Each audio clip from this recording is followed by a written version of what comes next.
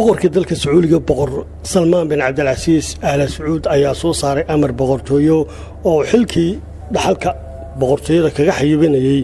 Amir Maxamed bin Naif isla markaana ku magacaabay dhaxal suge cusub oo ah inankiisa Amir Maxamed bin Salmaan bin Cabdilcasiis dhaxal sugii hore Amir Maxamed bin Naif oo u dhalay boqorkii hore Naif bin Cabdilcasiis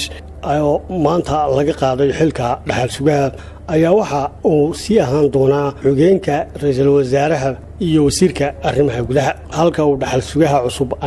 Amir Maxamed bin Salmaan oo u dhalay boqorka xilligan xilka haya uu sii ahaan doono xogeenka ra'iisul wasaaraha ahna wasiirka difaaca waana talaabo loo arko in boqor Salmaan bin Cabdilcasiis uu doonayo in wiilkiisa uu ka dhaxlo xilka isagoo markii uu qabsaday xilka boqortooyada kala daadiyay xilalkii hayeen dhammaan raggii waaweynaa ee Ilma Cabdilcasiis isla markaana awoodii ku soo koobay dhalinyaradii ay sii dhaleen xilligan oo ay xiisado kala duwan ka taagan yihiin dalka ayaa boqor Salmaan bin Cabdilcasiis waxa uu awoodii dalka ku wareejinayaa inankiisa Amir Maxamed bin Salmaan bin Cabdilcasiis oo ay muddooyinkii u dambeeyay si weyn u hadalhaysay warbaahinta dunida ammaan fara badan ay u jeediyeen madaxweynayaasha dalalka reer galbeedku waana talaabo loo arko in boqor Salmaan uu xilkiisa kaga dhigi doono dhawaan kuna wareejin doono wiilkiisa si inta uu nool yahay uu u hubsado in inankiisii uu boqor ka yahay waddanka boqortooyada Sacuudiga